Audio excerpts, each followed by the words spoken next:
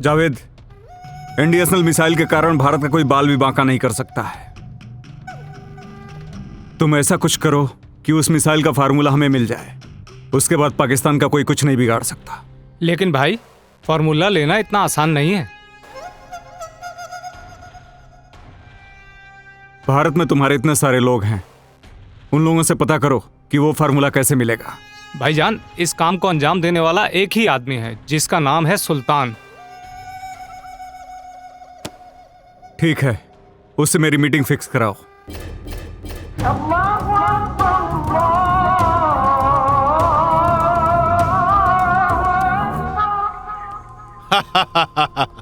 अरे चिंता के कोनो बात नहीं है। जब तक ले सुल्तान जिंदाबा, तब तक ले पाकिस्तान जिंदाबा। सलाम वालेकुम भाईजान। सलाम वालेकुम भाईजान। पाकिस्तानी भाई सबके परचम बुलंद रहे इंशाअल्लाह। बैठा तू लोग। हाँ सर, बोलिए। 7,000 आतंकवादी अफगानिस्तान से बुला के भारत में मैंने घुसा दिया है। 1,000 दिल्ली, 1,000 कश्मीर, 2,000 मुंबई। मेमन भाई, अस्सलाम वालेकुम। वालेकुम सलाम। तशरीफ रखिए। ना फोन ना कोई खबर, आप हमारे दरवाजे पर, हमारे लिए शान की बात है। काफी दिनों से मिलने का सोच रहा था। आप बड़े टेंशन में लग रहे हैं, क्या बात है मेमन भाई?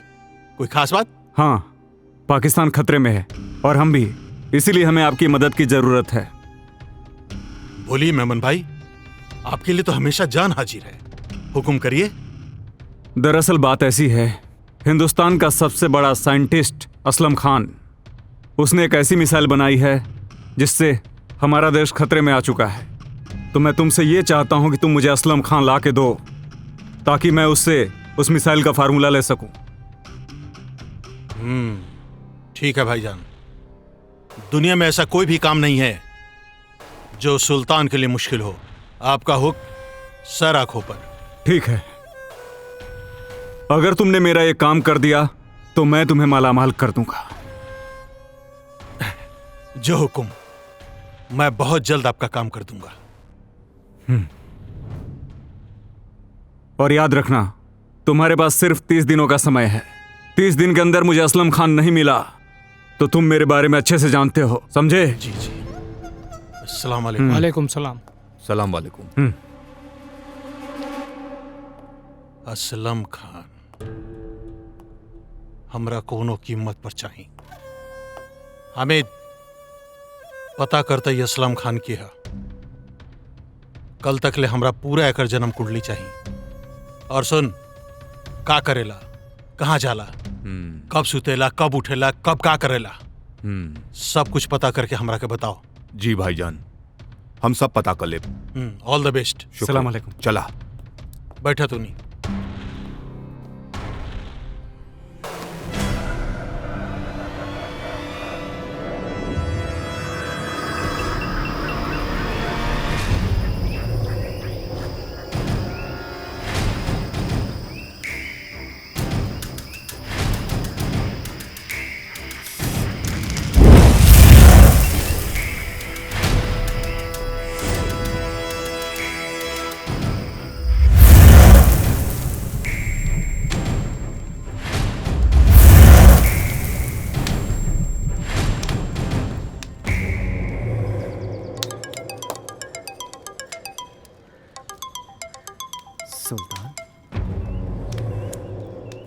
हाँ सुल्तान, बोला।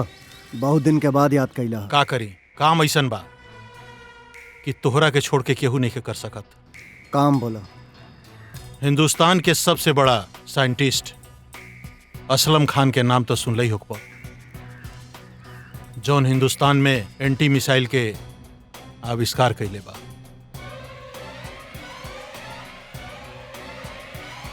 आरके साहब, बस 2 दिन आप मिनिस्टर को बोलिए कि 2 दिन का वक्त दे मुझे। देखिए, हम अपनी मंजिल के करीब पहुंच गए हैं। बस 2 दिन। ऐसा है कि ये मिसाइल साहब, चाय ठंडा हो खता। दिन रात मेहनत करे नहीं, खाना पीना सब छूट गइल बा। अरे बेगम जान, आवा। देखा, तेरा मालूम है ना कि हिंदुस्तान के साथ पाकिस्तान और चाइना के कितने टेंशन चल रहा बा। कभी भी युद्ध हो सकेला।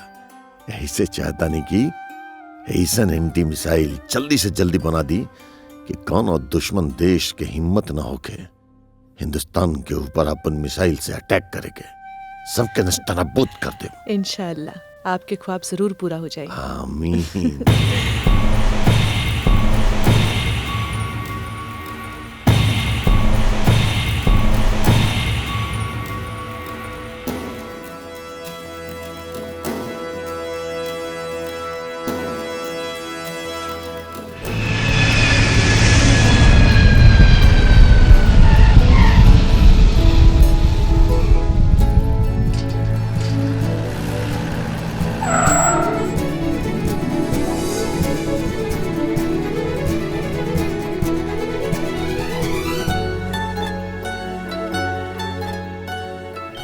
हिना, अरे बिटिया रानी, हेलो। हेलो पापा, कैसन बानी रहुआ?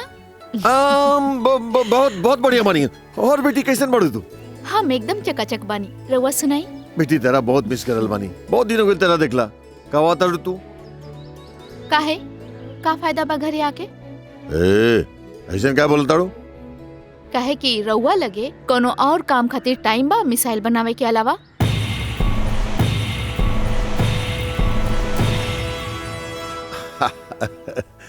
अरे हमारी बिटिया जान, देश से फुर्सत मिलने के बाद ना पूरा वक्त अपन बिटिया के नाम बा। बस तू जल्दी आ जा, बहुत याद आवत है तो आज। ठीक बा, पीछे देखी राउर बेटी रहुआ पास आ गइल बिया।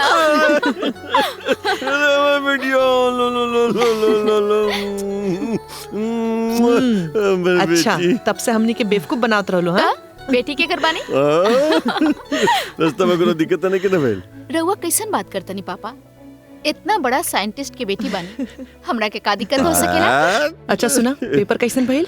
एकदम फर्स्ट क्लास। अब्बा जाना तानी, अब तो रहुआ साथे साइंटिस्ट बन के देश के सेवा करे के बाद। इंशाल्लाह। वाह वाह वाह, बस सब बात अभी कर लेबू। हाँ दूर से आवत तारू, थक गई होकबू। तू हाथ मुंह धोला, हम खाना लगाते हैं।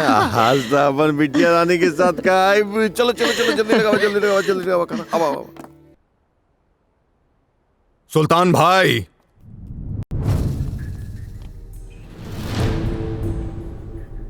सलाम वालेकुम। सलाम अलैकुम। असलम खान के बारे में खुशखबरी लेके आइल बानी। बोला हामिद, का खुशखबरी बा? असलम खान के अपहरण कइल नामुमकिन बा।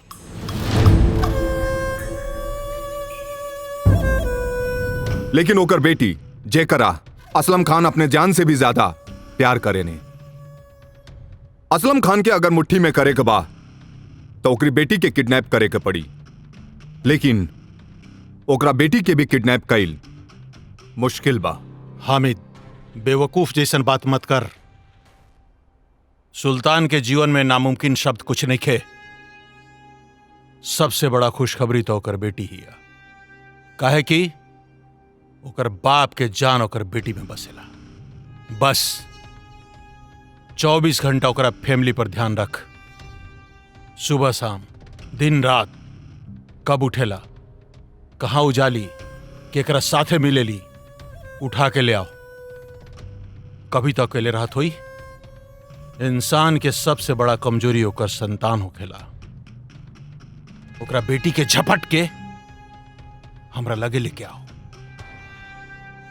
जब ओकर बेटी हमरा मुट्ठी में आ जाई नू, तब देखिए ओकरा के हम अपन कैसे उंगली पर नचाए। एगो मौका हमरा के भी देके देखी भाईजान। शाबाश टार्जन, शाबाश। ओकर बेटी के तू उठा के ले ली नू, तो हम तोहरा के माला माल कर। हमरे पे भरोसा रखी, ओकरे बेटी के किडनैप करके ले आओ तनी हम। जो जश्न की तैयारी कर, मेहमान आवे वाला बने।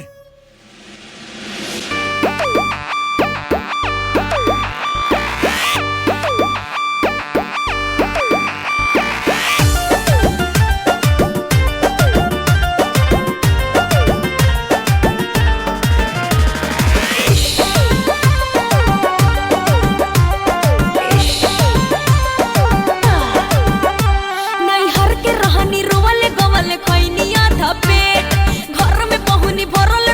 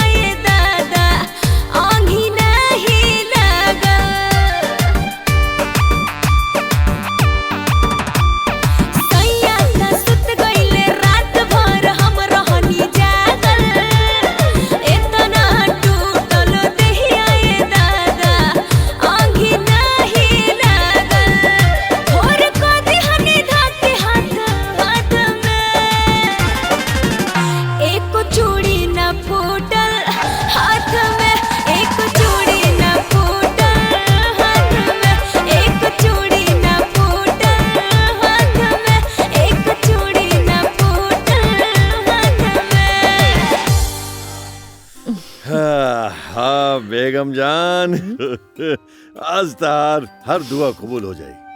आज हमारा जीवन के सबसे बड़ा मकसद पूरा हो। इंशाल्लाह खुदा हमनी की दुआ कबूल कर ले। अब्बू कैसन लगा तनी हम? हमार बेटी बाड़ू तू। अच्छा सुनी ना, का आज हम रउआ साथे लैब चल सकता नी? ना बेटा, वहाँ बाहरी आदमी अलाउड नहीं है। सुन तारू अम्मी, अब्बा जान हमरा के बाहर वाला समझता रे। का कहता नी जी, ले जाई घुमा दी। अरे लेकिन वहाँ सरकार से परमिशन लेवे के पड़ी। बेटा हिंदुस्तान के सुरक्षा के सवाल बा। तो का हम घर में अकेले रह के बोर हुई अम्मी? बोली ना। देख बेटा, आज तहार अब्बू जान के ना जीवन के सबसे बड़ सपना पूरा हो गिल बा। आज हम एक ठे ऐसन एंटी मिसाइल बनावे में कामयाब हो गिल बानी जे दुश्मन देश के मिसाइल के नेस्तनाबूद करके रख दे। खास करके चाइना और पाकिस्तान के N-90 मिसाइल के ओकरा घर में जा करके तबाह करके आ जाए। पता ना अब्बू, ये पाकिस्तान और चाइना कब सुधरी? चाइना और पाकिस्तान के लोग ऐसे ना होकेला बेटा, बल्कि चंद हिंदुस्तानी सियासी लोग सत्ता के लालच में हिंदुस्तान के मासूम जनता के बरगला करके ये धर्म और जाति में उलझा देवेला, ताकि अपना देश के जनता आपस में लड़ मरे और दुश्मन देश बाहर से आक्रमण कर पाए। लेकिन तार अब्बू जान जबले जिंदा रही, कौनो दुश्मन के नापाक इरादा के कामयाब न होके दी। ठीक बा, रउआ चाइना पाकिस्तान के संभाली, हम जाता नहीं शॉपिंग करे। लेकिन वादा करी कल रउआ के हमके लेके जाए के पड़ी। प्रॉमिस। लव यू अब्बू। लव यू बेटा। Bye. Take Bye, care, take care, bye bye. अच्छा बेगम जान, हम चला था नहीं। हाँ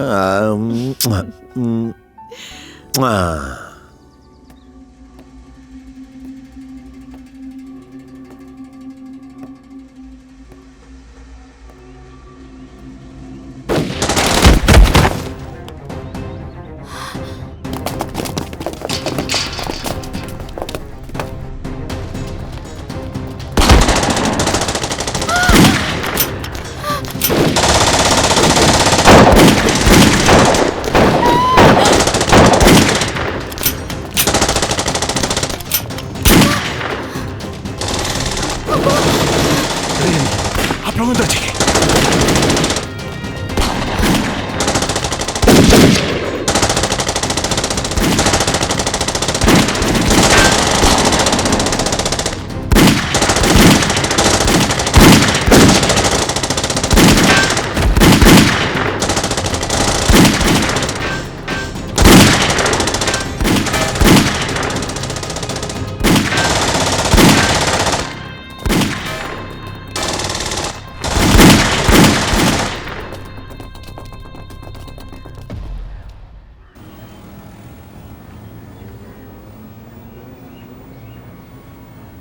माफ करी, हम अपने मिशन में सक्सेस ना हो पानी। तो चुल्लू भर पानी में डूब के मर जो जाके। बस हमके एक मौका और दे दी। अरे जो तोनी सबसे कुछ ना होई, जे करे के बा हम खुद करे। किंग, हमार सारा आदमी फेल हो गइल बा। अभी मिशन के तू ही कामयाब कर सकत तारी। हमनी के इस्लाम खतरा में बा। हम इस्लाम बचावे खातिर अपन जान भी दे सकतानी। हमार सारा आदमी फेलोर हो चुकल बा और साइंटिस्ट के सबसे बड़ा कमजोरी ओकर बेटी भी यही ना। जब तू ओकर बेटी के किडनैप कर लेबे किंग, तो साइंटिस्ट हमारा मुट्ठी में आ जाई। हम तोरा से वादा करता नहीं कि जब तू ओकर बेटी के किडनैप कर लेबे तो हम तोहरा के माला माल कर देम। ये हमारी इज्जत के बात। काम हो जाए। खुदा हाफिज। रुक किंग, वो लड़की के फोटो हम तोहरा के भेज रहल बानी। Good luck.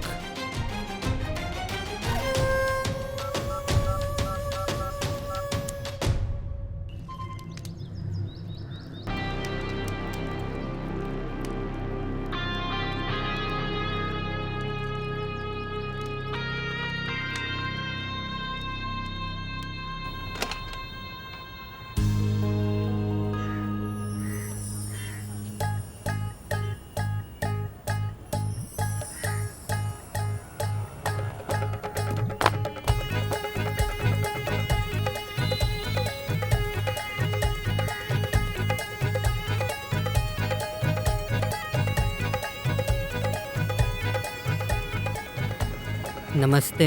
नमस्ते, का चाही?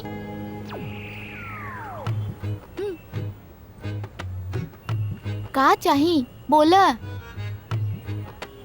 का चाही? हेलो, का चाही? रउआ। हाँ? का? अगर हमार पति आ गेला तो तोहर मुंह तोड़ दी। काम के बाद बोला, का चाही? रोजा खोले के सामान बा, दे दी ना।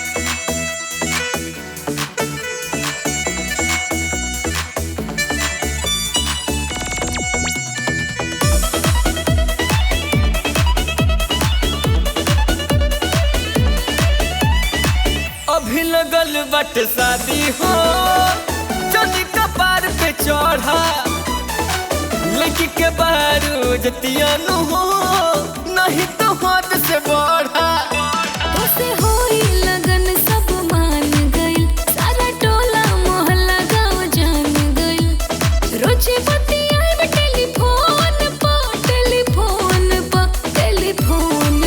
रानी पड़ू अगर आए तो ना गुन पा पड़ू असरा लगल हनीमून पर रानी पड़ू अगर आए तो ना गुन पा पड़ू असरा लगल हनीमून पर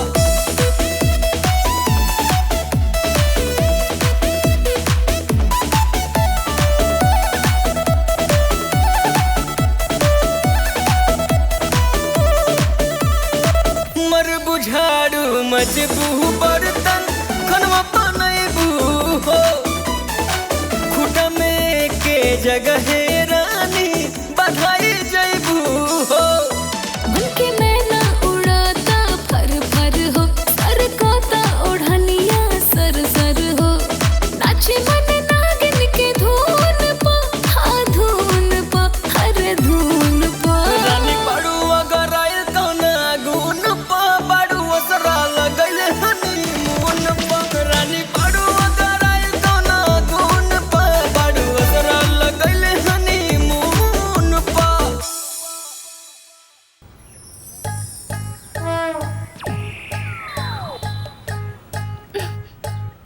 का रे साला तो हिम्मत कैसे बेला मेरे मेरा रुख हाथ पकड़े गे रे ना ना भैया ना भैया भैया गलती हो गई भैया माफ कर दो भैया हिम्मत कैसे भैया, बोल रहे गलती हो हाँ गई। ना ना अब भागी नहीं अब जैसे। नहीं गलती हो गई भैया आज के बाद बेटा गेला ना मुंह फोड़ दे तो हार नहीं नहीं मुंह फोड़ दे। हम जाते भाग, नहीं भागी नहीं जैसे। बाबले एम फिरू बेटा तू पहले ए का देखो तेरा ए लड़की के किडनैप करे के बा कौन ही है हिंदुस्तान के सबसे बड़का साइंटिस्ट असलम खान के बेटी हाँ? असलम खान की बेटी असंभव ये हो ही नहीं के सकत इस काम में बहुत खतरा बाटे तू काम छोड़ दा ना हो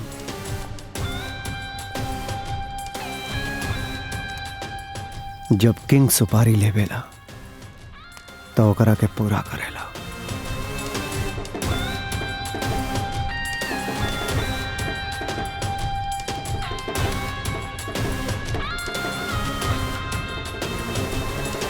लेकिन मैं कोई खतरा मोल नहीं ले सकता ऑफिसर। मुझे मेरी बेटी को विदेश भेजना है और मैं भेज कर ही रहूंगा। आपको अपने बेटी को भेजने की कोई जरूरत नहीं है। एक सीबीआई ऑफिसर होने के नाते आपकी और आपकी पूरी फैमिली की हिफाजत करना मेरी जिम्मेदारी है खान साहब। और मैं पता लगा के रहूंगा कि आपके परिवार का सुख चैन कौन छीनने के पीछे पड़ा हुआ है। उसको तो मैं पाताल से भी खींच के निकालूंगा।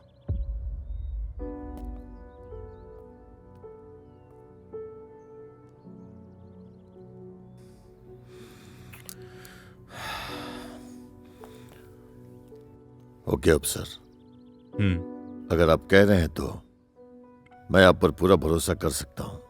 थैंक यू सो मच सर। पूरा भरोसा कीजिए मेरे ऊपर सर। थैंक यू सो मच। अगर कोई भी परेशानी हो तो प्लीज मुझे इन्फॉर्म कीजिएगा सर। चलता हूं। टेक केयर सर।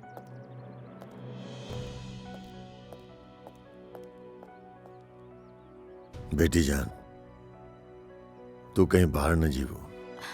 अम्मी,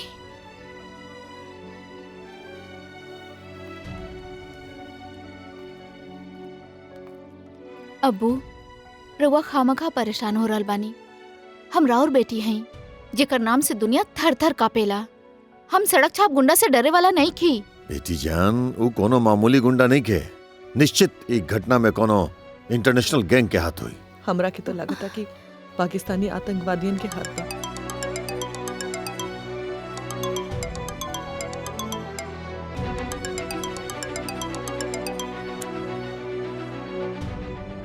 हेलो, अस्सलाम वालेकुम। वालेकुम अस्सलाम। कौन? रउआ ठीक सुन रहल बनी खान साहब। हमनी के आतंकवादी ना बल्कि पाकिस्तानी बानी सन। और सबसे बड़ा बात बा कि हमनी के मुसलमान बानी। ऐसे हम चाहता नहीं कि एगो मुसलमान होके के फर्ज अदा करी और हमनी जैसन मुसलमान के रउआ मदद करी।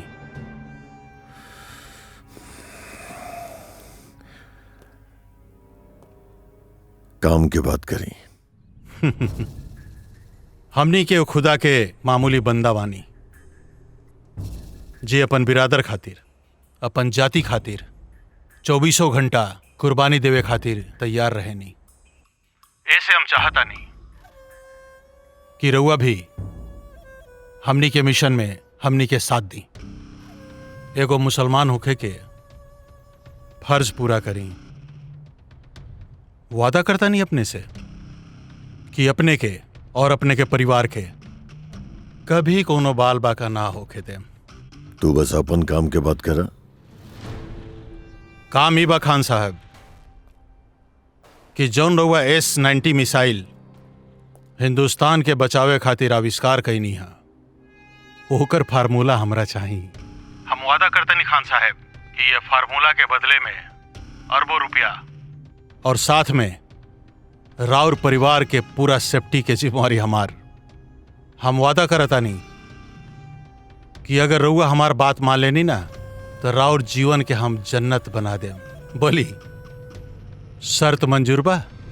हम हिंदुस्तान के मुसलमान हैं और हिंदुस्तान के मुसलमान के ईमान खरीदे की ताकत दुनिया में कोनो भी मुल्क के नहीं खे। तो रउआ का चाहता नहीं कि ये धरती से मुसलमान के नामो निशान मिट जाए? हैं? एगो मुसलमान होके मुसलमान के नस्ल के रउआ पर बात करके चाहता नहीं खान साहब? छी, शर्म आवे के चाहिए अपने के। देखिए, आप के हैं हमरा नहीं के मालूम, लेकिन आप एक मुसलमान है, नाते आपकी जानकारी दे दी कि आज तक कौन सच्चा मुसलमान न कभी खत्म भइल बा और न ही आगे भी कभी खत्म हुई।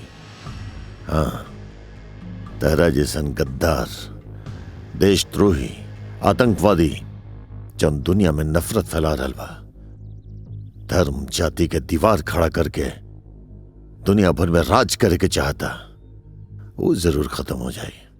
और हाँ, तहरा लोगन के नापाक इरादा के कभी भी पूरा नहीं के होके दे। एकर अंजाम रउआ जानता नहीं खान साहब?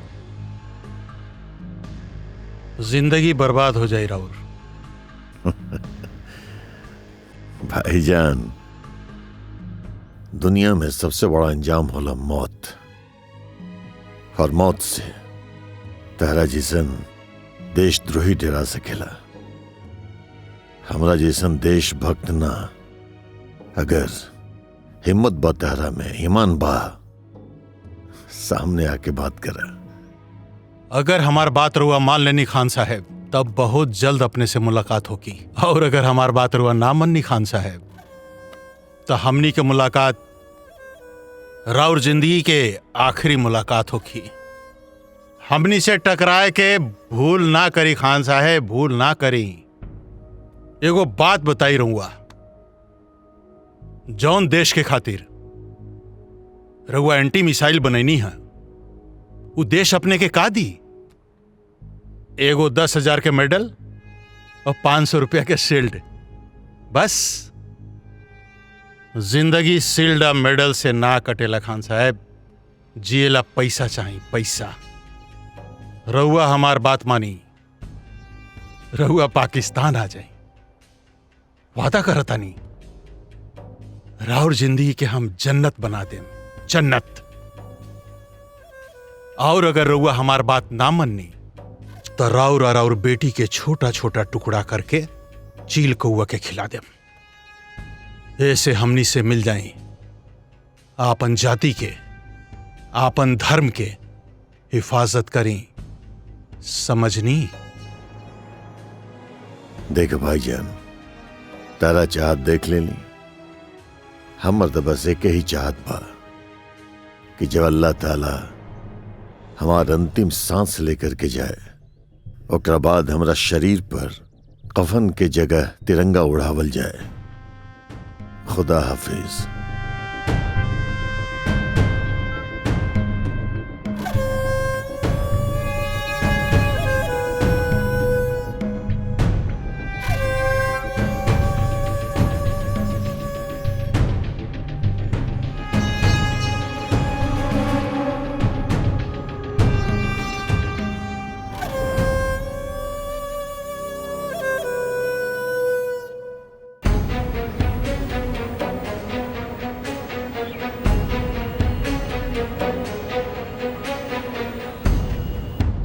जी हाँ सर, उन लोगों का पता चल चुका है जिन्होंने हिना जी के ऊपर हमला किया था, लेकिन आज तक उस मास्टरमाइंड का पता नहीं चला। पर हमें भरोसा है बहुत जल्द उनका भी पता चल जाएगा सर। थैंक यू अफसर। आप जैसे काबिल अफसर के रहते हैं, देश में कोई भी गद्दार कानून के हाथ से बच नहीं सकता है। Thank you so much sir. Well done job officer. Thank you sir. अब मैं चलता हूं सर। अस्सलाम वालेकुम भाभी जी। वालेकुम अस्सलाम भाईजान। हाय हिना, कैसी हो? मैं ठीक हूँ। अच्छा टेक केयर। हाँ ओके। चलता हूं मैं। बेगम जान जी।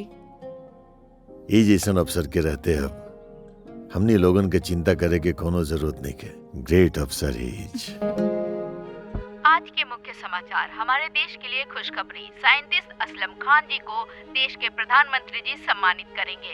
असलम खान जी ने देश की रक्षा के लिए S-19 मिसाइल बनाई है। उनके इस योगदान से हमारा देश और भी सुरक्षित हो गया है। तहरा के बहुत जल्द हम मौत से सम्मानित करें असलम खान, बहुत जल्द। हे हामिद, किंग के फोन कर। हमरा कोनो कीमत पर असलम चाहे होकर बेटी चाहिए। फोन करो ओकरा के।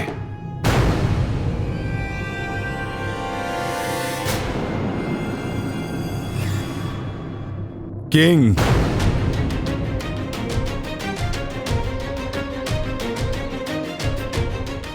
देखा किंग, कितने एजेंट गार्ड लोग बा। एकर घर में हवा घुसे से भी पहले परमिशन लेवे के पड़ेला। हमनी ला यही अच्छा होई, इस सुपारी के तू लौटा द। तोके पता बा हमन के धंधा में सुपारी लेके ना लौटावल जाला। अरे किंग, तू टेंशन मत ला। पान के दुकान से ढेर सारा सुपारी लाके दे देम और तू सुपारी खाते रहिया और खा खा के थूकते रहिया। ये कोनो थूके वाला सुपारी ना हा।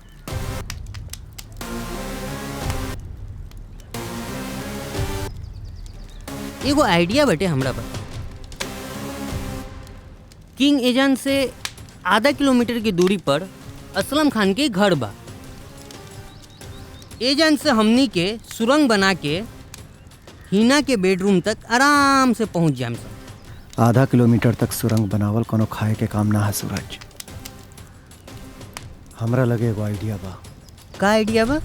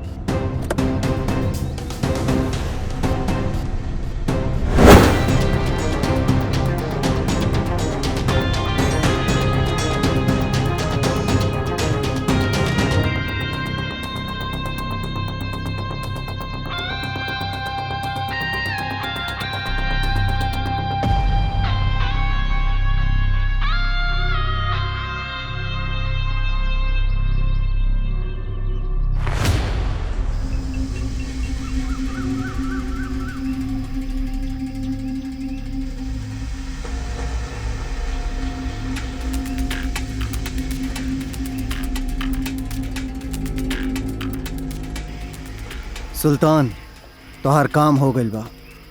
लड़की हमरा कब्जा में बिया। शाबाश शाबाश किंग, हमरा पता रहे ये काम सिर्फ तू कर सकता रे। आज हम बहुत खुश बानी, बहुत खुश बानी, बहुत खुश बानी किंग। हमार विश्वास कर, आज हम तोरा के माला माल कर देम, दौलत से तौल देम। 7 जन्म तक दोनों हाथ से दौलत लुटेबे तब वो कम ना हुई तोरा। अब हमारे को बात सुन, असलम खान के बेटी के किडनैप आग जैसन फैल गिल बा। ऐसे तू ओकरा के अपना पास रख, जैसे मामला शांत हो जाई हम ओकरा के उठा के ले जाए। Good luck king, good luck.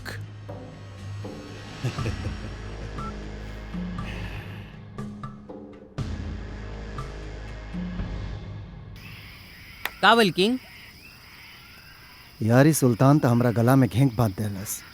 कहा था कि लड़की के कुछ दिन अपना साथे रखे के पड़ी। अगर पुलिस लोग एजा ना गल तो टेंशन मत ले सूरज, पुलिस एजा ना पहुंच पाई। चल।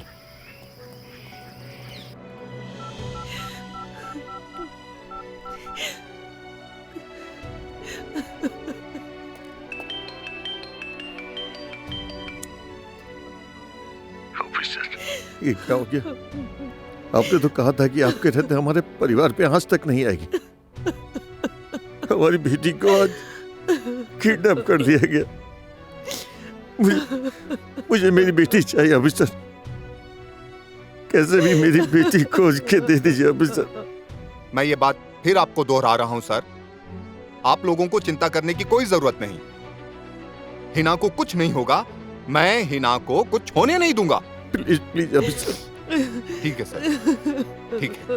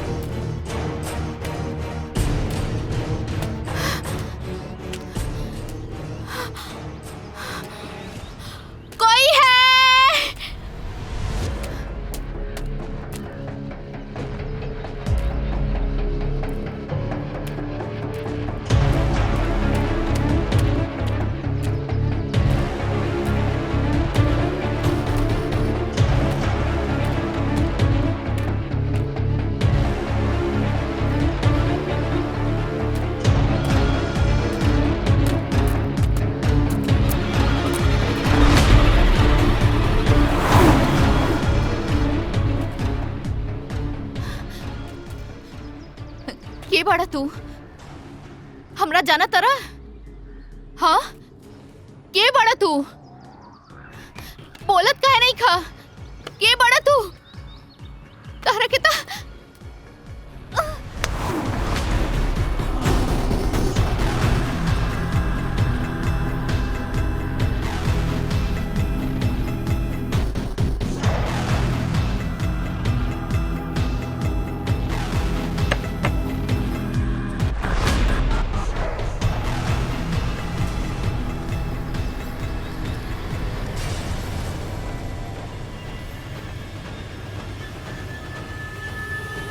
हम लेके आयल बनी तोहरा, कुछ दिन यही जा रहे के पड़ी। और सुना, ज्यादा चकर पकर कैलू तो हमसे बुरा केहू ना होई। ए सुना, तोहरा जैसन सड़क छाप गुंडा से हम डराए वाला नहीं खी, समझ गई ला? हट हमारा रास्ता से। ओए! ये तोरा बाप के घर ना, किंग के अड्डा है। एजा से भागे के कोशिश कैले ना, का कर ले बा? तोर हाथ पैर तोड़ के अंदर बैठा दे। सुना, तोहर गिदड़ भपकी से डराए वाला नहीं की हम, समझ गई ला? और कान खोल के सुन ला, असलम खान के बेटी हैं हम। और तू लोग का सोचता रे कि हमरा के किडनैप करके हमार अब्बा से कुछ भी काम करवा ले बे? हाँ। अरे तोहनी लोगन के भूल बा भूल। हमार अब्बा एगो सच्चा हिंदुस्तानी बाड़े। हमार अब्बा वतन खातिर कट सकेले लेकिन झुक ना सकेले, और हम उनकरे खून बानी। अपन अब्बा के उसूल बचावे खातिर हम अपना आप के कुर्बान कर देब, समझ ला? हटा हमारा रास्ता से। हट! छोड़ छोड़ हमके, छोड़ कहता नहीं, छोड़। कोई हाँ? हेल्प! छोड़! कोई हाँ? बचावा!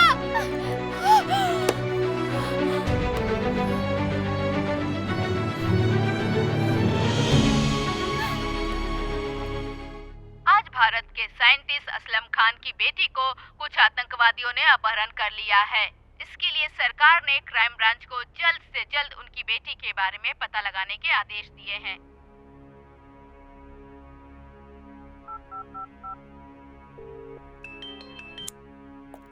हेलो ऑफिसर जी सर। ये सब क्या है? इतनी कड़ी सिक्योरिटी के बावजूद हिना का अपहरण कैसे हो गया? ये मेरे लिए ही नहीं, सारे पुलिस डिपार्टमेंट के लिए शर्म की बात है। लोग क्या कहेंगे जब हमारे मुल्क में इतने बड़े साइंटिस्ट की फैमिली सुरक्षित नहीं है, तो हम देश के आम पब्लिक की सुरक्षा कैसे करेंगे? इसलिए 2 दिन में हिना को ढूंढ निकालना होगा। ये हिंदुस्तान की इज्जत की बात है, अंडरस्टैंड?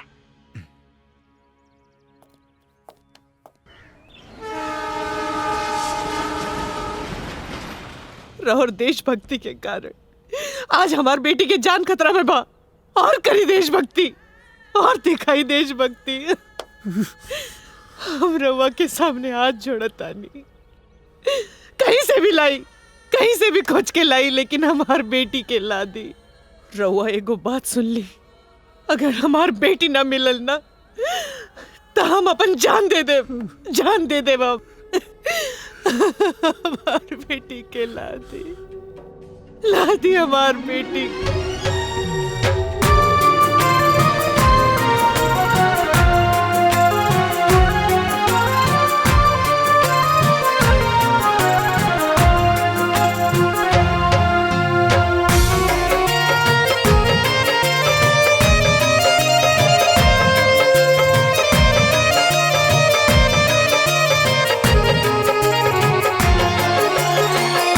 किस्मत का ये खेल है ऐसा, कोई समझ ना पाए। रीत पीरीत के डोर है ऐसे, बाधे तो टूट ना पाए। क्षण में हंसते रुलाए।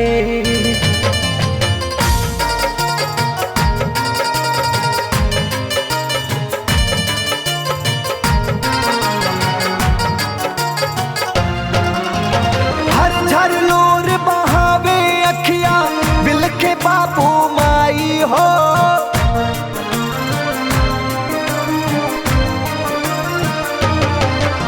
झर झर लोर बहावे अखियां बिल के बापू माई हो।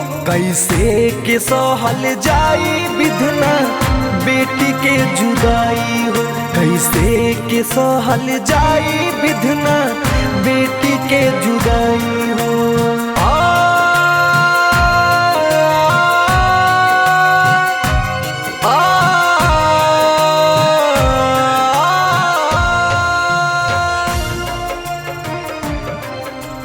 गर्मा गर्म खाना इली, गर्मा गर्म खाना खा ली, खाना खाना ली।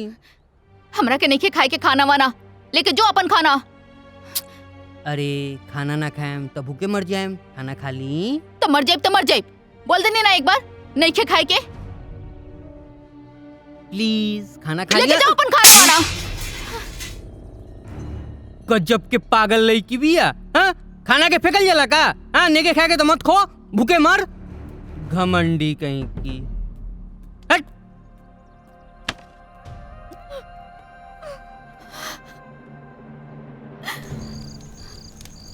किंग, अरे वो लड़की बहुत घमंडी बिया, ओकरा खाना नहीं खाएला, खाना फेंक देला किया। छोड़ दे, भूख लगी तो अपने खा ले। एगो बात कही, चार तरफ न्यूज में ओकरे चर्चा बा, भला यही में बाटे कि जल्दी से तू ओकरा सुल्तान के हवाले कर द। कुछ दिन इंतजार करेंगे।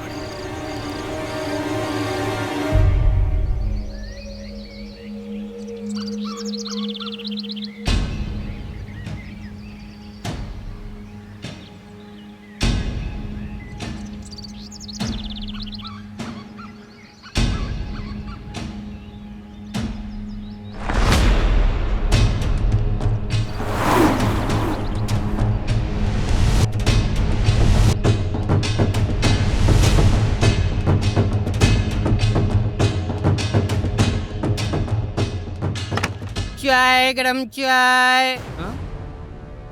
हिना? हिना?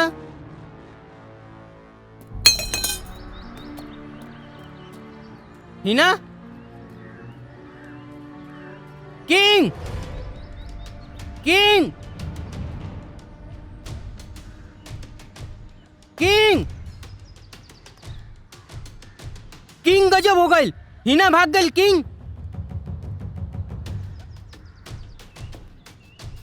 अब सुल्तान की का जवाब दो जाई।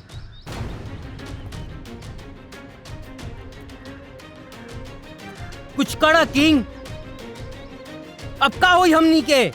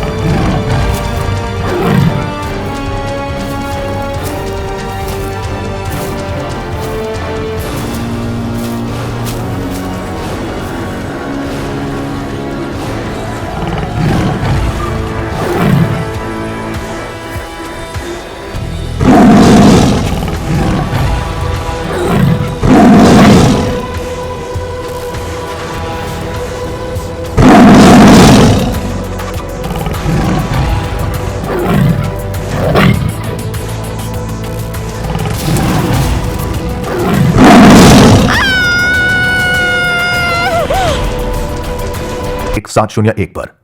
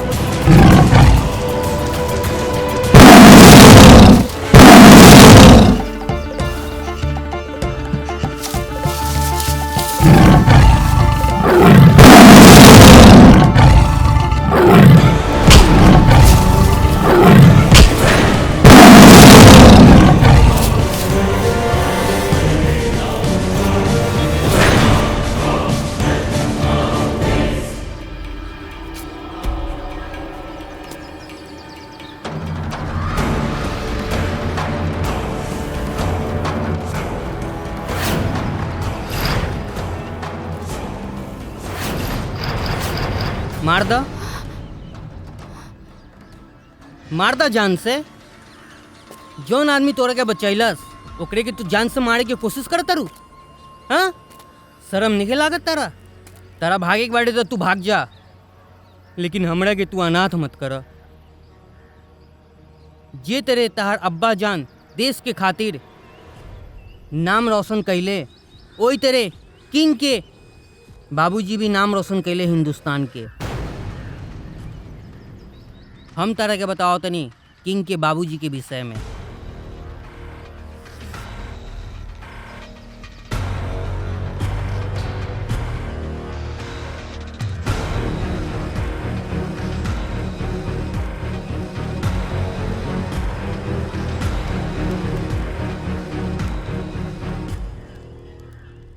तारे बाबूजी के तरह किंग के भी बाबूजी ये देश के बहुत बड़ा साइंटिस्ट रहे।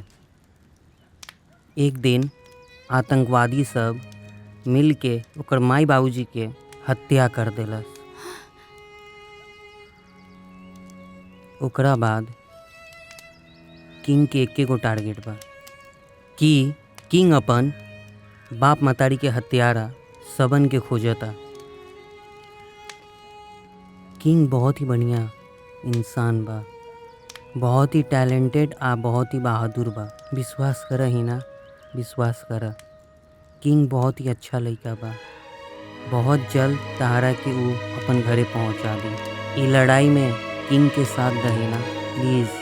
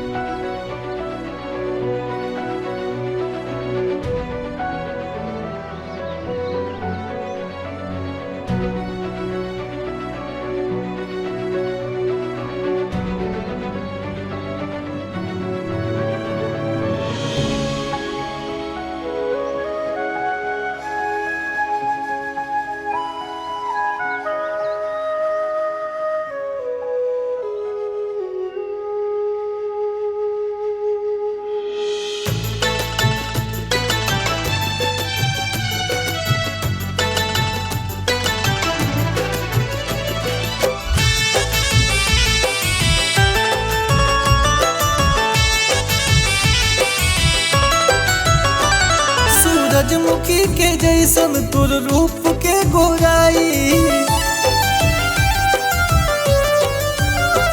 देखी खिलल बदन के चंदा गोयल शरमाई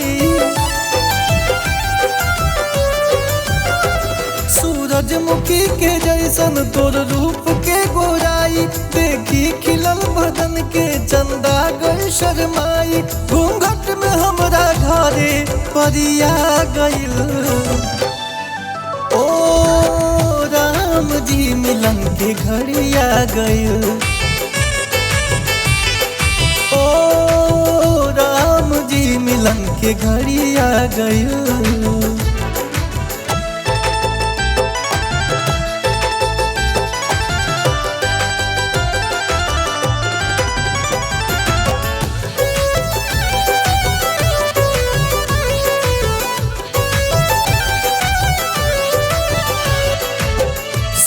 सिंगार इंद्रधनुष से सजल बा उठ के ललाई जैसे खिलल कमल बा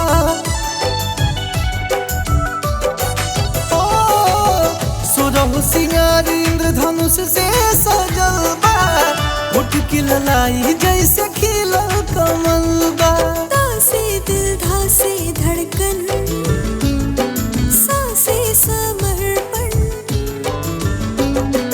तोहरी सुरतिया लौके देखी जब दर्पण घर अंगना में प्यार के फूल झड़िया गइल ओ राम जी मिलन की घड़िया गइल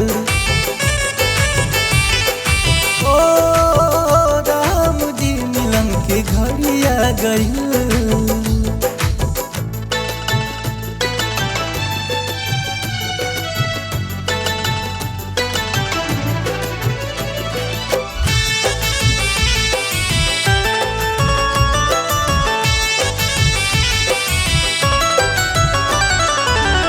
उठेला पलक लागे भइल बाया जोरिया रूपवा के देखी घटा बह के नजरिया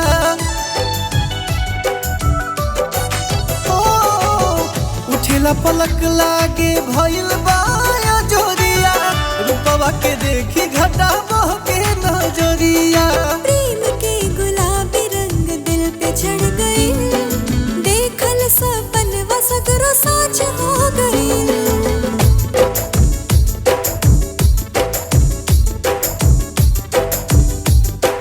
रब के चल कारीगरिया गइल ओ राम जी मिलन की घड़िया गइल ओ राम जी मिलन की घड़िया गइल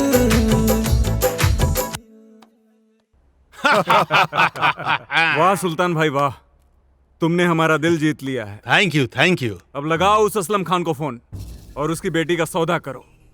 एक बार अगर फार्मूला हमारे हाथ लग गया तो इंशाअल्लाह हिंदुस्तान की बर्बादी का जश्न इस बार हम लोग ईद में मनाएंगे। इंशाअल्लाह। मेमन भाई अभी मैं उसको फोन लगाता हूँ। आज मैं बताता हूँ पाकिस्तानी में कितना दम होता है।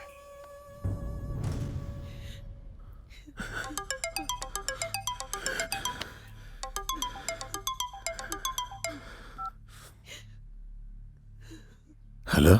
अस्सलाम वालेकुम। वालेकुम अस्सलाम। कौन? अपने के शुभचिंतक बोला तानी। राउर बेटी हमरा कब्जा में बाड़ी। ना ना ना ना ना ना। रिकॉर्ड मत करी और ऑपरेटर के भी फॉरवर्ड मत करी फोन। राउर बेटी बहुत मासूम बिया। ऐसा ना होके कि ओकरा साथे कुछ करे के पड़े। देखो तुम मेरी बेटी को कुछ मत करना। कुछ ना करे खान साहब, कुछ ना। कहे कि राउर बेटी हमार बेटी जैसन बिया, ओकरा के बहुत हिफाजत से हम रख ले बानी। लेकिन रहुआ अगर हमार बात ना माने, राउर बेटी के ना छोटा छोटा टुकड़ा करके हमनी के आपस में बांट के खा जाए सन। कहे कि हमनी के आदमखोर हैं सन। आदमी के मांस हमनी के बहुत अच्छा लागेला। और बेटी तो बड़ा मासूम बिया। ओकर मांस तो बड़ा नरम नरम होखी है ना खान साहब। ऐसे राउर भलाई वही में बा वो फार्मूला हमनी के हवाले कर दी और अपन मासूम बेटी के अपने साथे लेके जाएंगे।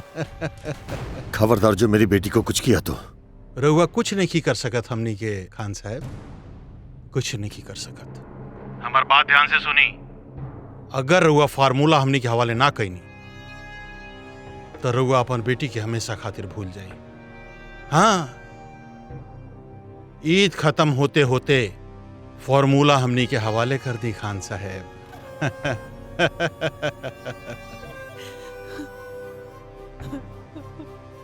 खान साहब, हमनी के बात रउआ मान ली, फार्मूला हमनी के हवाले कर दी, अपन बेटी के हमनी के चंगुल से आजाद करवा ली।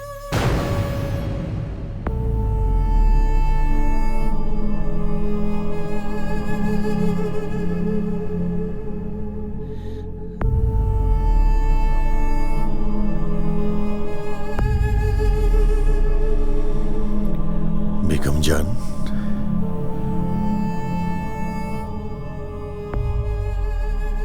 हमारी बेटी हिना और पूरे हिंदुस्तान की जिंदगी में कीमती क्या है? बेगम, मैं बहुत उलझन में हूं अभी, बताएं हमें। अब जानती हैं कि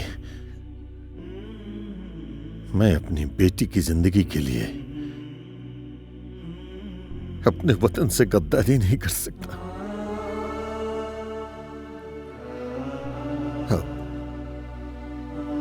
अब कुछ बोलिए बेगम जान।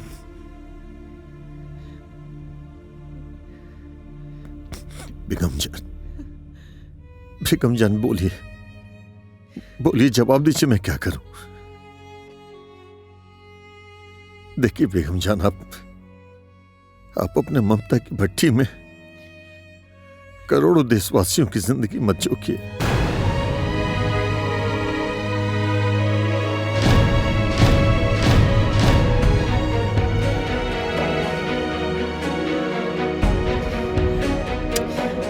बेगम जान, क्या कर रही हैं आप? रवा ठीक कहता है, एगो बेटी खातिर हम करोड़ों लोगों की जिंदगी खतरे में नहीं के डाल सकते।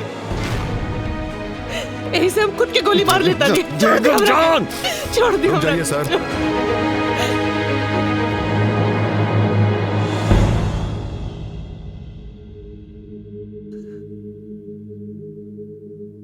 क्या कर रहे हैं ये आप लोग? क्या हो रहा है ये? क्या आप लोगों का मेरे ऊपर से भरोसा हट गया? देखिए, कुछ नहीं होगा हिना को, कुछ नहीं होगा। ऑफिसर, उन लोगों ने मुझे 2 दिन की मोहलत दी है। 2 दिन में अगर मैं वो फार्मूला लेकर के उन लोगों के पास नहीं गया, वो मेरी बेटी को जान से मार देंगे। और आप जानते हैं ऑफिसर, मैं अपनी बेटी की जिंदगी के लिए अपने मुल्क को खतरे में नहीं डाल सकता। लेकिन सर, हमारे लिए हिना की जान बचाना भी जरूरी है,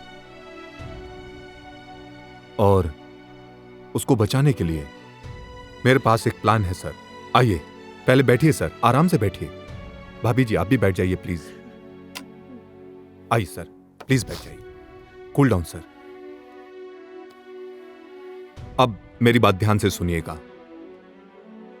आपको लैब में जाकर वो फार्मूला निकालना पड़ेगा, लेकिन सर चिंता मत कीजिएगा, और उस फार्मूला को लेकर ना वहां पहुंच जाइए जहां उन लोगों ने बुलाया है।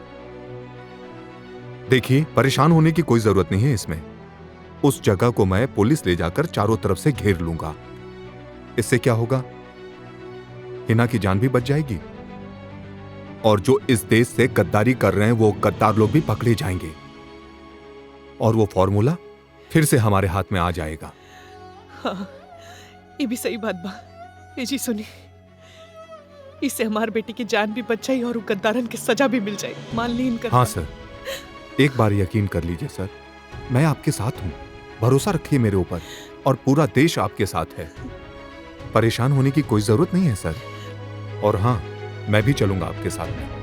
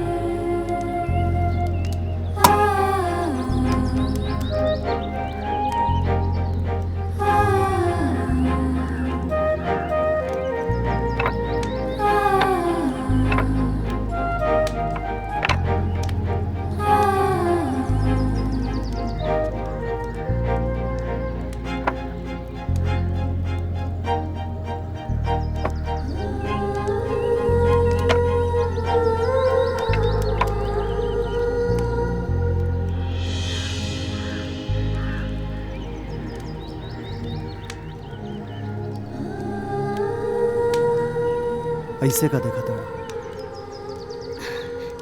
कुछ ना, तोहरा के देखा था नहीं।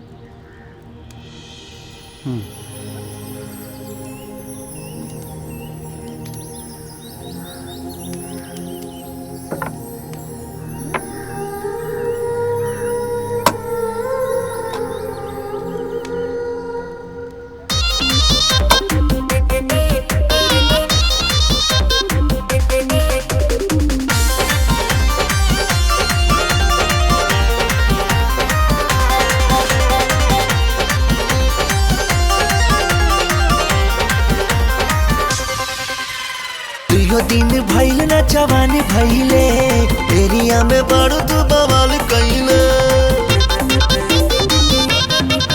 एहो दुइयो दिन भइल ना जवान भइले एरिया में बड़ तू बवाल कइले चढ़ती उमिरिया 18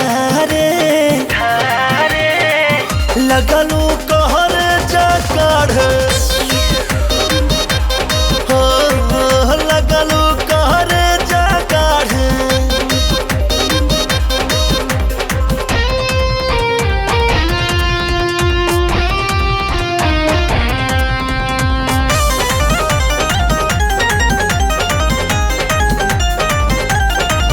केहू हमरा के देख के मुआ त एमे हमर का गलती। जब ब्यूटी देखई बुआई से तो गाड़ी काहे न पलटी केहू हमरा के देख के मुआ त एमे हमर का गलती। जब ब्यूटी देखई बुआई से तो गाड़ी काहे न पलटी सच कहतनी दिने दहाड़े लगलू कहरे जा काढ़ हाय लगलू कहरे जा काढ़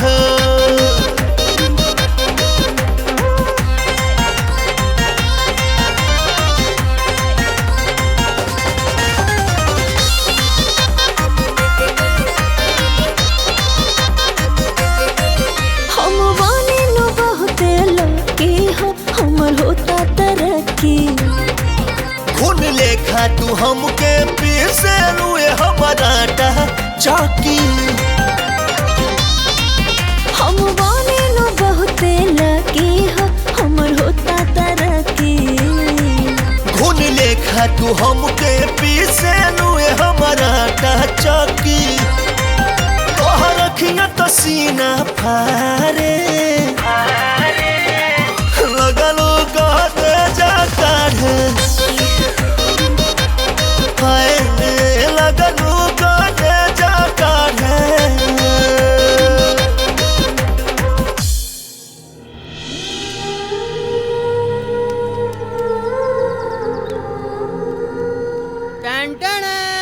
किंग खाना रेडी हो गए जल्दी आवा इला दोनों जने खाना खा ला।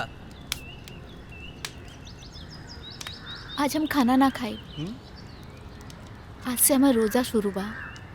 ओ, आज से तोहार रोजा बाटे। हाँ। सूरज एक काम करा, बाजार चल जा और रोजा खोले के जौन जौन सामान होला उ लेके आवा। ठीक बा, कम से कम तू तो खाना खा ला। साथे में खा ले भी ना के।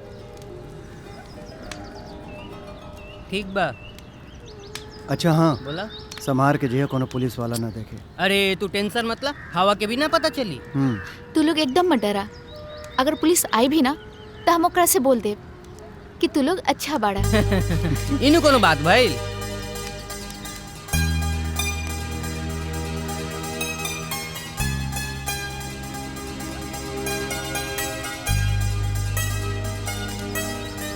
हाँ भाई, क्या सोचा था? कुछ ना। हर साल रमजान के महीना में हम अपन अम्मी और अब्बू के साथ रहत रहनी और इस साल है ना अकेलापन का होला, ये हम समझ सकेले।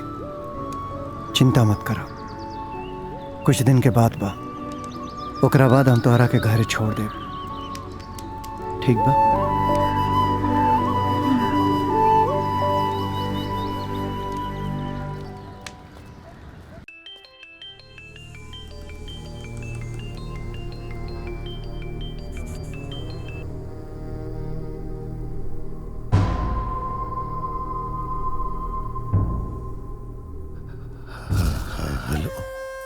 का सोचनी खान साहब? हाँ, मैं तैयार हूँ। गुड। रहुआ साबित कर देनी असलम भाई कि रहुआ असली मुसलमान है। अब हम अपने के फोन करब कि फार्मूला कहाँ लेके आवे के बा। चिंता मत करी, राउर बेटी के कुछ भी ना होई, कुछ भी ना होई, ये हमार वादा बा। हामिद, जावेद। जी भाईजान। असलम खान हमनी का फार्मूला देव खातिर तैयार हो गए। मुबारक हो मेमन भाई, मुबारक हो। आपको भी मुबारक। तैयार हो गया वो। अब हमारे पाकिस्तान का टेंशन खत्म। इस साल का ईद लाएगा पाकिस्तान में खुशियां और हिंदुस्तान में मातम। चलो जल्दी से उसकी बेटी को उठा के लाते हैं। जरूर जरूर। चीयर्स। Cheers! पाकिस्तान का परचम बुलंद रहे। इंशाअल्लाह।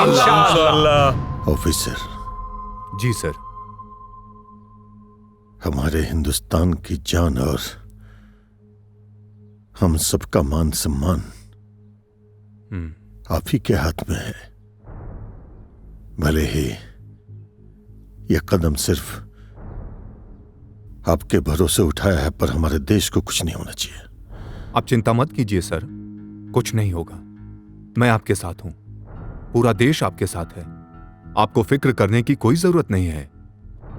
आपके इस प्लान के साथ वो गद्दार लोग जो हैं वो पकड़े जाएंगे। जिसने हमारी हिना को किडनैप करने की हिम्मत की है, उन सबको खत्म करना है सर। अपने देश को बचाना है इन गद्दारों को सबक सिखाकर।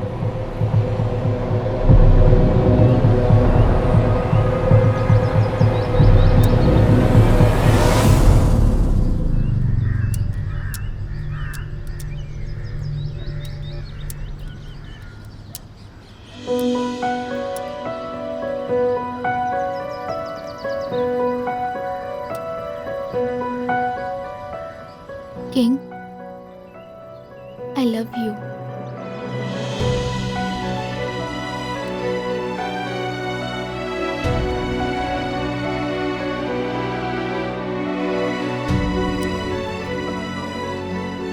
कुछ बोला ना,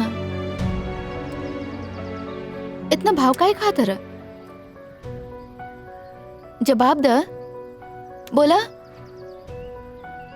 ये प्यार इश्क मोहब्बत में हमके कोनो दिलचस्पी नहीं है, और वैसे भी सब बकवास बात बा। किंग, जब तक धरती पे मोहब्बत बा तब तक इश्क जिंदा बा, और तू प्यार से भागता रहा। अगर प्यार ना हो ना जिंदगी में तो जियल मुश्किल बा। किंग, एक बार हमार आंख में देखा, एमे सिर्फ तोहार चेहरा बा। एक बार हमरा तरफ देखा तो सही, तोहके भी हमसे प्यार हो जाई। एक बार देखा तो हमरा तरफ। हमरा आंख में झांके के कोशिश मत करा ही ना, बहुत आग बाय में जल जाइबो। ठीक बा, हम तोहर मोहब्बत के आग में जले चाहता नहीं।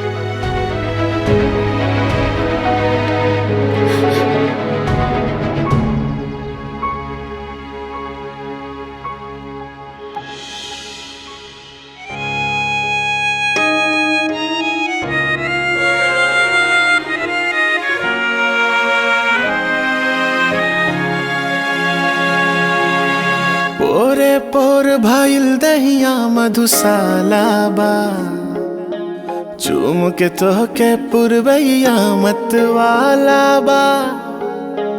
पोरे पोर भाईल दहिया मधुशाला बा, चूम के तोहके पुरवैया मत वाला बा। मीठ मीठ बतिया के बैठ गई लसटिया के, हो खता बड़ाई बड़ी ज्यादा है बलराम जी का इरादा। हो खता बड़ाई बड़ी ज्यादा है बलराम जी का इरादा।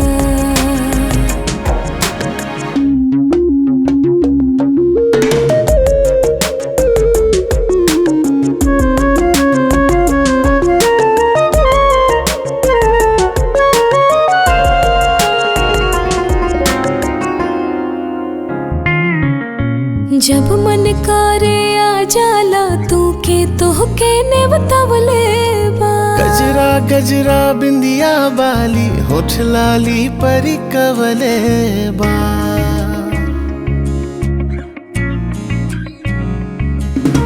जब मन करे आ जाला तू के तोहके ने बतावले बा। गजरा गजरा बिंदिया बाली होठ लाली परी कवले बा।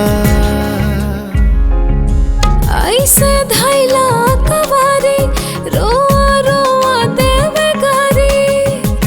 लाजे लजा के भनिया धाए बलाम जी का बाइरादा हो खता बड़ाई बड़ी ज्यादा ए बलाम जी का बाइरादा।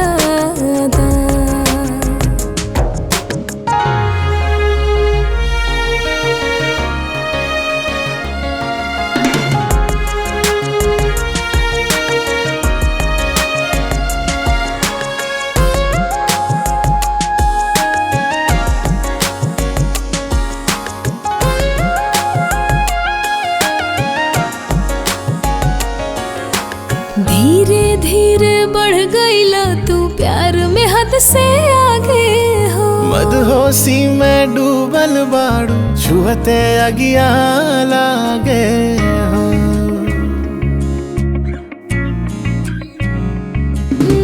धीरे धीरे बढ़ गईला तू प्यार में हद से आगे हो। मदहोशी में डूबल बाड़ू छुहते अगिया लागे हो। ई कवन रोग धरवला तू हमरो के बहकवला। बाची की न बाची मर्यादा ए बलाम जी का बाइरादा हो खता बड़ाई बड़ी ज्यादा है बलाम जी का बाइरादा।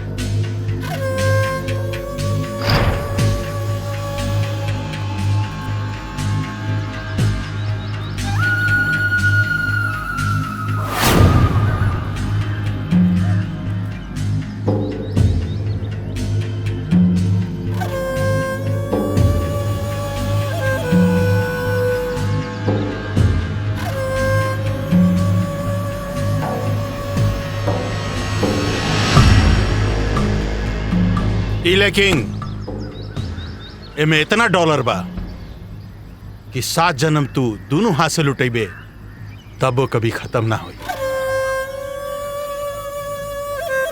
एकर बाप हमनी के फार्मूला देवे खातिर तैयार हो गई और ये लड़की जब तक हमनी के साथ रही हमनी के जौन जौन चाही मेमन भाई वो पूरा हो जाए। माशाअल्लाह खुदा बड़ा फुर्सत में इसे बनाया है। इसे पाकिस्तान ले जाऊंगा मैं। ए, ले चले रख किंग ना ना king. Thank you king thank you king ले चल। किंग हमके बचावा किंग बचावा। छोड़ छोड़ हमके किंग छोड़।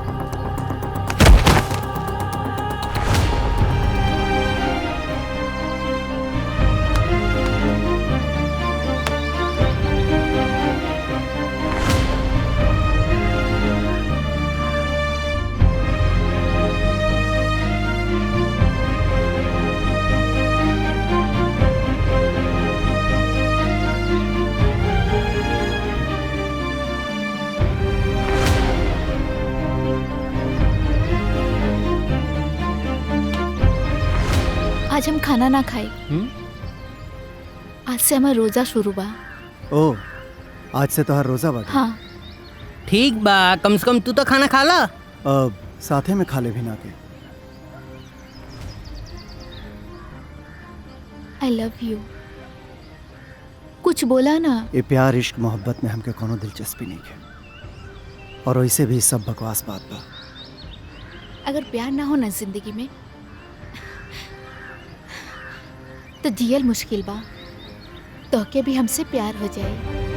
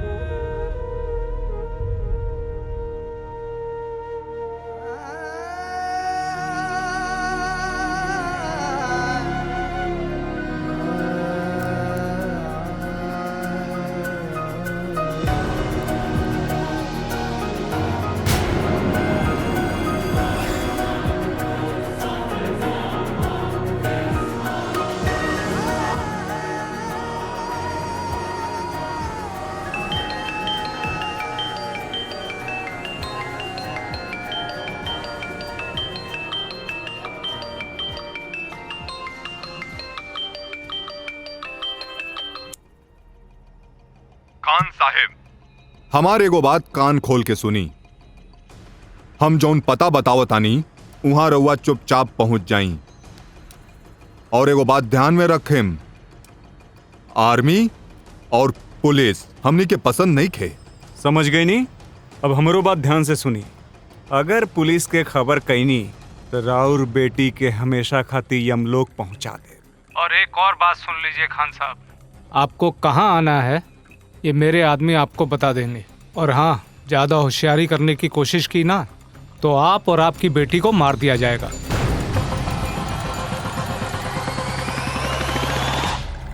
सुल्तान। हाँ मेमन भाई। सब तैयारी हो चुकी है? चिंता की बात नहीं है भाई, अपना आदमी चप्पे चप्पे पर खड़ा है। अगर उसने कोई हरकत की तो हमारा आदमी उसे सीधा गोली मार देंगे। सुल्तान, अपना मिशन सक्सेस होना चाहिए। सक्सेस होगा भाई, सक्सेस होगा इंशाल्लाह इंशाल्लाह।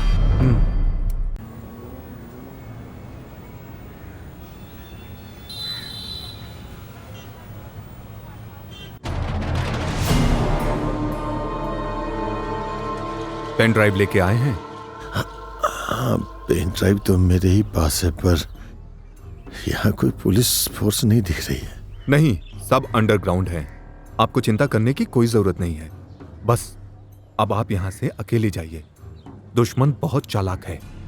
अगर हमको साथ देख लेंगे तो हिना की जान को खतरा हो जाएगा। आप जाइए सर, हम अटैक के लिए तैयार हैं। भरोसा रखिए। कुछ गड़बड़ तो नहीं होगा? नहीं नहीं, कुछ नहीं होगा, मैं हूं ना।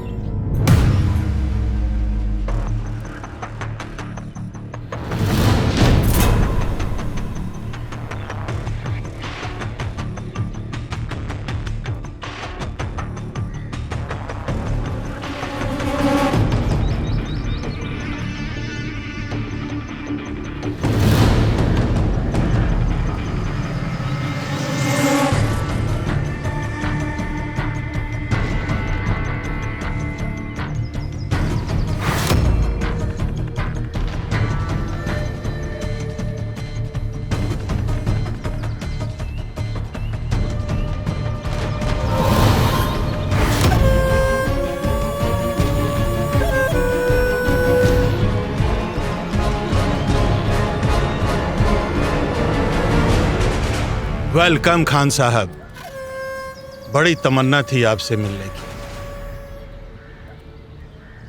फार्मूला हमारे हवाले करिए।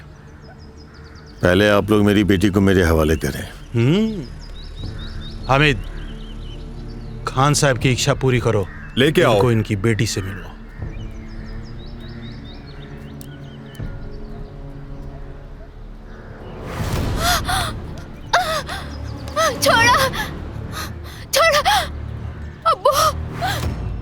बेटी का दर्द बहुत खतरनाक होता है खान साहब। लाइए, फार्मूला हमारे हवाले कर दीजिए।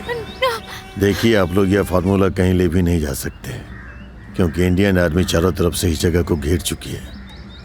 आप लोगों का यहाँ से फार्मूला लेकर बाहर निकलना नामुमकिन है। दिन में ख्वाब नहीं देखते खान साहब। दीजिए, फार्मूला हमारे हवाले कीजिए। लाइए खान साहब, लाइए। नहीं अबू, ये फार्मूला इनके हवाले मत कीजिएगा। इन गद्दारों के हवाले ये फार्मूला नहीं होना चाहिए अबू। मेरी जिंदगी से बहुत कीमती है ये फार्मूला। और अब्बू जान, वतन के लिए मरने का मौका बहुत किस्मत वालों को मिलता है।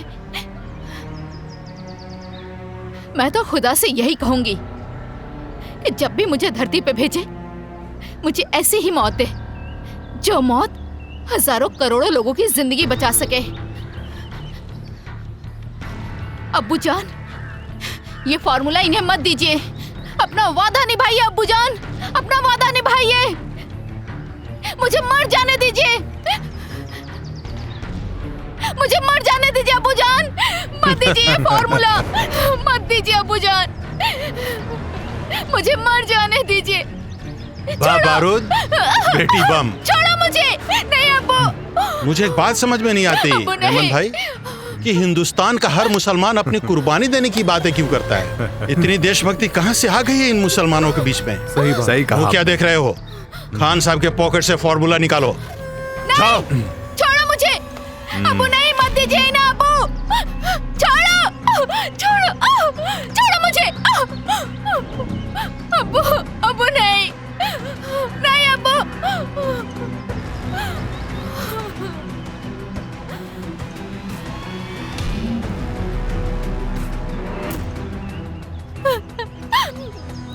यही हो फार्मूला मेमन भाई, जिसके लिए हम लोग परेशान थे। अब इस फार्मूला से ये चाइना, पाकिस्तान, हिंदुस्तान के ऊपर अपना विजय प्राप्त करेगा। ऑल द बेस्ट मेमन भाई। मजा आ गया सुल्तान। अब बोलिए मेमन भाई, क्या करना है बाप और बेटी का? दोनों बाप बेटी को कुर्बानी देने का बहुत शौक है ना। गोली मार दो दोनों को।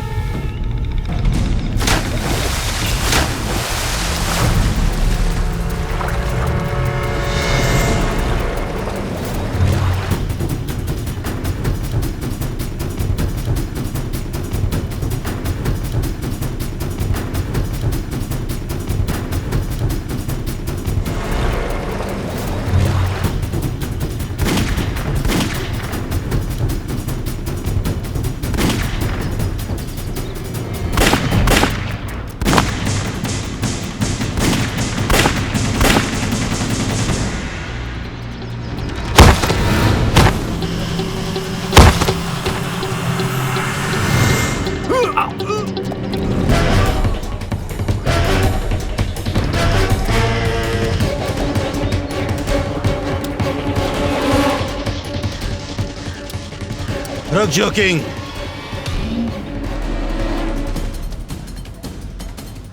गन डाउन, गन नीचे कर।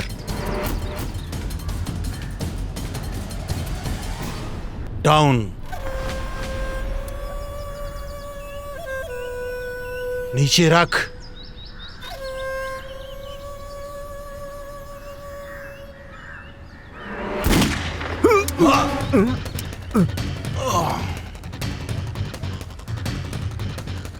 कारे किंग, हमरे खातारी हमरे ऊपर गोली चलाओ तारी।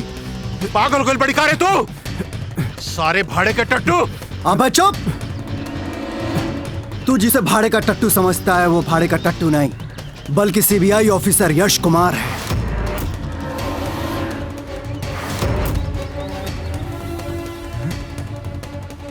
मैं तेरी गुलामी सिर्फ इसलिए करता रहा ताकि मैं तेरे गेम के मास्टरमाइंड तक पहुंच सकूं।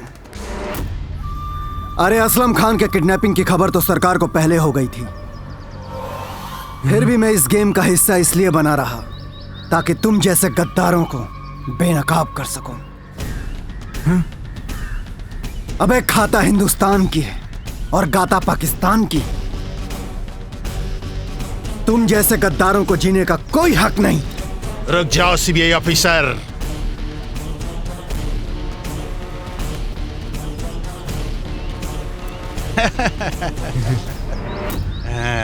गन नीचे। नीचे नीचे नीचे।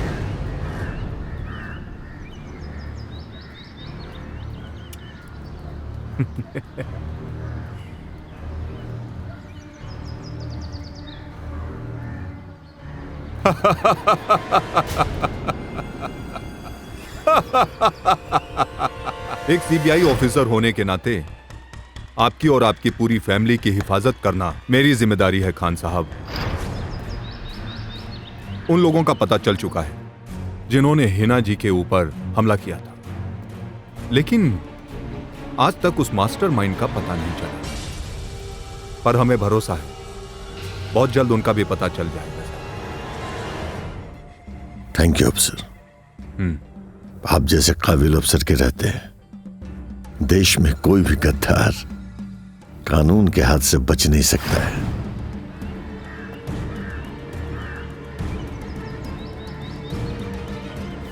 आपको चिंता करने की कोई जरूरत नहीं है। बस अब आप यहां से अकेले जाइए। दुश्मन बहुत चालाक है, अगर हमको साथ देख लेंगे तो हिना की जान को खतरा हो जाएगा। और मुझे यहां देखकर हैरान हो गए खान साहब। क्या करें, कुछ पाने के लिए कुछ खोना पड़ता है? अगर मैं ये सब ड्रामा नहीं करता ना तो फॉर्मूला मेरे हाथ कैसे आता? गद्दार, देशद्रोही, मुसलमान के नाम पे कलंक तुम लोग। चंद पैसों की खातिर अपने ही देश को दुश्मन देशों के हाथों बर्बाद करने का सौदा कर रहे हो। अरे गद्दार मैं नहीं, गद्दार तो तुम हो। एक मुसलमान होकर अपने कौम को तबाह करने के लिए ऐसे मिसाइल बनाते हो। हिंदू मुसलमान का बंटवारा करके कब तक हुकूमत कर पाओगे तुम लोग? अब हिंदुस्तान का मुसलमान जाग गया है। तुम जैसे आतंकवादियों के झांसे में अब हिंदुस्तान का कभी मुसलमान आने वाला नहीं है। हट! अरे हैदर भाई, क्या इसका बकबक सुन रहे हैं? इसको पाकिस्तान ले जाने की तैयारी करिए। फॉर्मूला हम लोगों के पास आ गया है। इन दोनों को ले जाओ और पाकिस्तान ले जाने की तैयारी करो।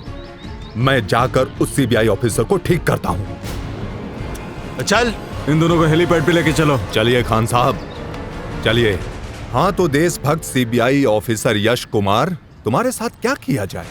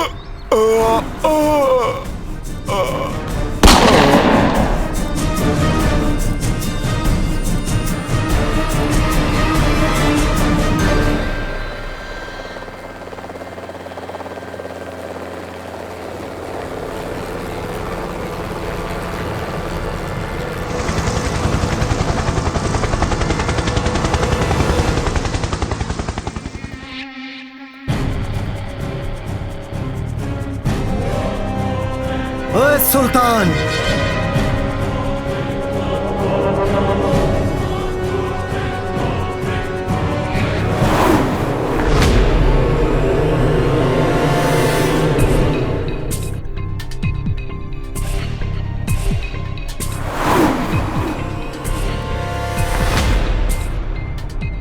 सुल्तान, हिंदुस्तान की सरजमी पर जब जब तुम जैसे देशद्रोहियों की तादाद बढ़ेगी, तब तब किंग जैसा देशभक्त तुम सबों का नामो निशान मिटाने के लिए पैदा होता रहेगा।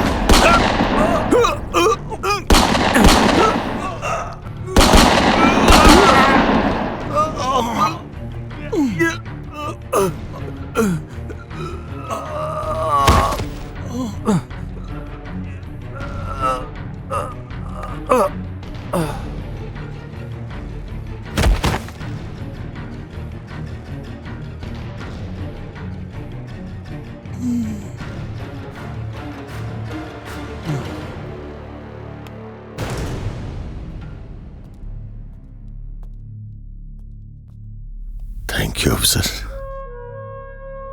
आज इन गद्दार और इन आतंकवादियों की वजह से आज मैं और मेरी बेटी जान से जाने वाले थे,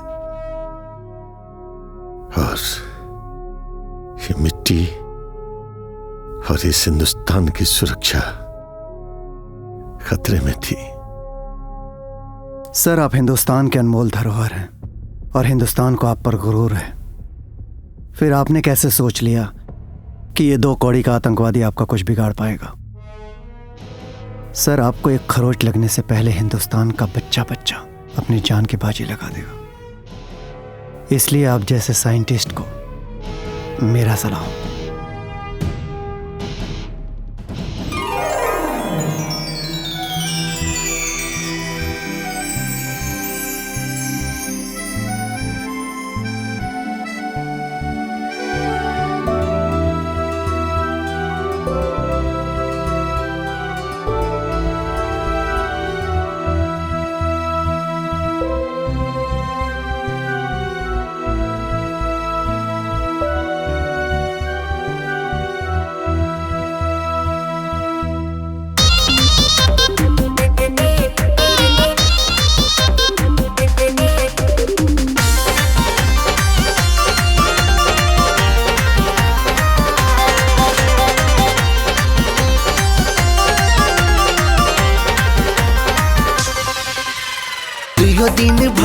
जवानी भइले एरिया में बड़ तू बवाल कइले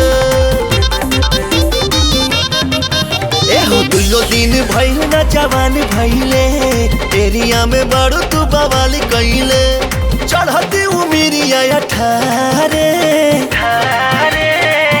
लगलू कहर जा काढ़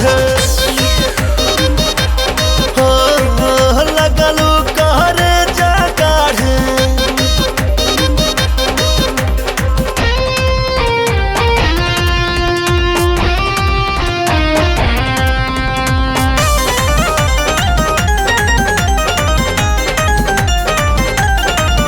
केहू हमरा के देख के मुआता एमे हमर का गलती जब ब्यूटी देखई ऐसे तो गाड़ी काहे न पलटी केहू हमरा के देख के मुआता एमे हमर का गलती जब ब्यूटी देखई ऐसे तो गाड़ी काहे न पलटी सच कहतनी दिने दहाड़े लगलू कहरे जा काढ़ हाय लगलू कहरे जा काढ़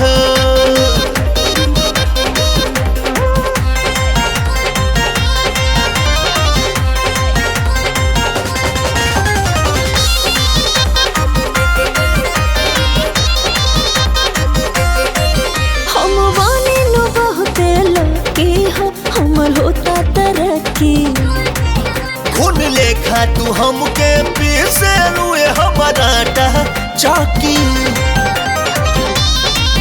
हम वानी नो बहुते लकी हो हमर होता तरक्की खून लेखा तू हमके पीसे रुए हमारा चौकी तोहर रखिया तो सीना फारे